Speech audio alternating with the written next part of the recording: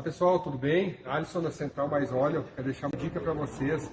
Hoje eu recebi uma CX Sport com bastante barulho na parte dianteira da suspensão e após a avaliação constatamos que era a barra axial com bastante folga.